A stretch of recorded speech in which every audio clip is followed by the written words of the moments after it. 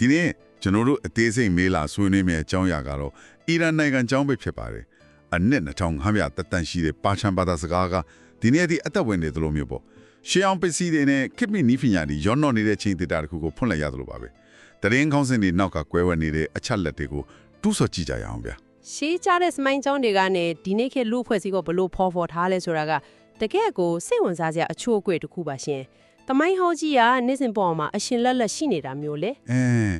အဲ့ဒီနေရာမှာကျွန်တော်ဝင်ပြောချင်တာကဒီအီရန်ဆိုရင်ရိုးရာကန့်သက်ချက်တွေရမ်းများတယ်လို့ပဲပြင်ကနေမြင်ထားကြတာကိုဟုတ်ပါရဲ့လူတော်များများကအဲ့လိုပဲထင်ထားကြတာအချက်လက်တွေကြည့်နေဆိုရင်တက္ကသိုလ်ကျောင်းသား60ရာခိုင်နှုန်းကျော်ကအမျိုးသမီးတွေဖြစ်နေတယ်ဆိုတော့လုံးဝကိုစန့်ကျင်မဖြစ်မနေဘူးလားအင်ဂျင်နီယာနဲ့ဆေးပညာလိုနေပေတွေမှာဆိုအမျိုးသမီးတွေကရှေ့တန်းကနေပါနေတာလေအဲ့ဒါကဘာလို့လဲဆိုတော့သူတို့စီမှာအဓိကတွန်းအားဖြစ်ခဲ့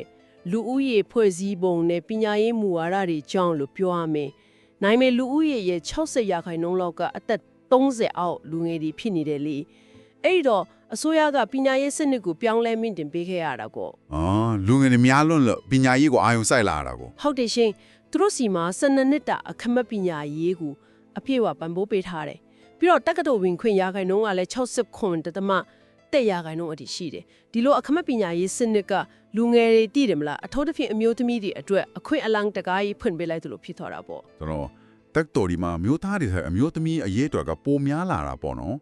ဒါပေမဲ့ကျွန်တော်စဉ်းစားမိတာကပညာတတ်လူငယ်တွေအထူးသဖြင့်အင်ဂျင်နီယာဘွဲရအမျိုးသမီးတွေအများကြီးထွက်လာတယ်ဒါပေမဲ့သူတို့တွေဘယ်ကိုရောက်သွားလဲအဲ့ဒါကစဉ်းစားစရာပဲဟုတ်တယ်လေပြင်ဘက်ကဘာနဲ့အဆက်အသွယ်ဖြတ်တောက်ခံထားရတဲ့စီးပွားရေးစနစ်ထဲကိုဝင်သွားရတာဆိုတော့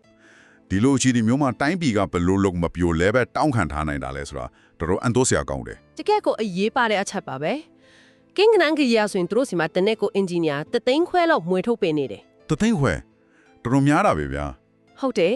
ဒါကဆော်ဒီအာရေဗျနဲ့အစ္စရေးတို့ထက်ကိုအများကြီးတာလို့နေတာလေအဲ့တော့အပြင်ကနဲ့နီးပညာတွေဝယ်လို့မရတဲ့အခါဒီပညာတဲ့လူငယ်တွေကဘာလို့လဲဆိုတော့ပြီးတွင်းမှာပဲကိုပိုင်ဖန်တီးမှုတွေလုပ်လာကြရပေါ့ဖိအားတွေများလာလေပိုချိုးစားလေဖြစ်သွားတာပေါ့မှန်တာပေါ့ဥပမာပြရင်အလေးချိန်150ကီလိုဂရမ်ရှိတဲ့2-3လိုဂျူတူမျိုးကိုကိုယ်တိုင်တိဆောက်လွတ်တင်နိုင်တာမျိုးပေါ့ပြီးတော့ AI အသုံးပြုထားတဲ့ drone တွေထုတ်လုပ်လာနိုင်တာတွေက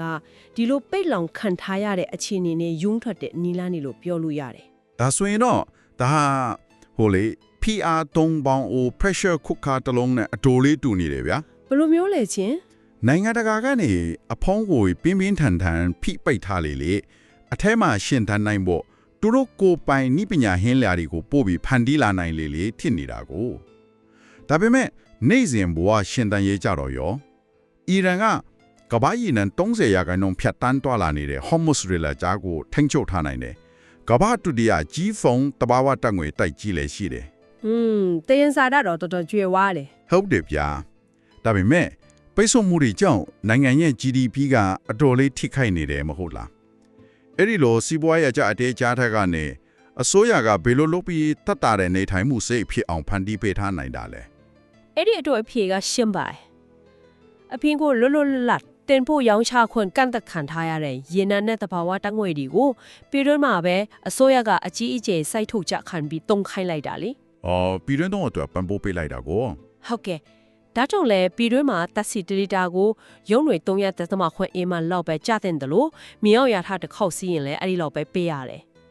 GDP ကျဆင်းနေပေမဲ့အခြေခံရှင်းတန်းရဲ့စိတ်တီကိုအစိုးရကဒီတဘာဝတည်ရင်စားရတဲ့နဲ့ကာဗာလောက်ပေးထားလို့နေ့စဉ်ဘဝရန်တရားကလဲပတ်နေနိုင်တာပေါ့တကယ်ကိုစိတ်ဝင်စားကြပဲဗျာဆိုလိုတာက BC 3000နေလာကတဲ့ကစခဲ့တဲ့ရှေးဟောင်းယဉ်ကျေးမှုကြီးနဲ့ခေတ်သစ် AI နည်းပညာတွေပြီးတော့ပညာတတ်လူငယ်တွေအချို့ညီညီပန်းစံနေတဲ့နိုင်ငံတခုဖြစ်တွေ့ရတာပေါ့ဟုတ်တယ်ရှင်တမိုင်းဝင်အဆောက်အုံတွေကြားထဲမှာခင်မီနီးပညာတွေကိုကိုယ်တိုင်ဖန်တီးနေကြရဲ့မျိုးဆက်သစ်တွေရှိနေတာဟာတကယ့်ကိုထူးခြားတဲ့မြင်ကွင်းတစ်ခုပါပဲပိတ်ဆို့မှုတွေကသူတို့ကိုနောက်ဆုတ်သွားစရာအထက်ကိုယ်ပိုင်ရှင်တန်နိုင်စွမ်းကိုပိုပြီးတွန်းအောင်ပေးလိုက်တယ်လို့ဖြစ်သွားစေတယ်ဒီနေရာမှာကျွန်တော်တို့အသေးစိတ်လေ့လာမှုကနေထွက်ပေါ်လာတဲ့နောက်ဆုံးစဉ်းစားစရာမြေခွန်းတစ်ခုရှိလာတယ်ဗျာဘာများလဲရှင်အပြင်းထန်ဆုံးနိုင်ငံတကာအထီးကျန်ဆန်မှုနဲ့ပိတ်ဆို့မှုတွေကြားမှာတော့မှအကာတနဲ့အင်ဂျင်နီယာနည်းပညာတွေကိုဒီလောက်ထိတိုးတက်အောင်လုပ်နိုင်ခဲ့တယ်ဆိုရင်အကယ်၍သာဒီပိတ်ဆို့မှုတွေအကုန်လုံးချက်ချင်းရုပ်သိမ်းထွက်ခဲ့မယ်ဆိုရင်သူတို့ရဲ့ကမ္ဘာလုံးဆိုင်ရာနည်းပညာနဲ့ယဉ်ကျေးမှုလွှမ်းမိုးနိုင်စွမ်းဟာဘယ်အတိုင်းအတာထိပြောင်းလဲသွားနိုင်မလဲ ဒါကတော့တကယ်ကိုဆက်လက်တွေးတောစရာပါပဲဗျာ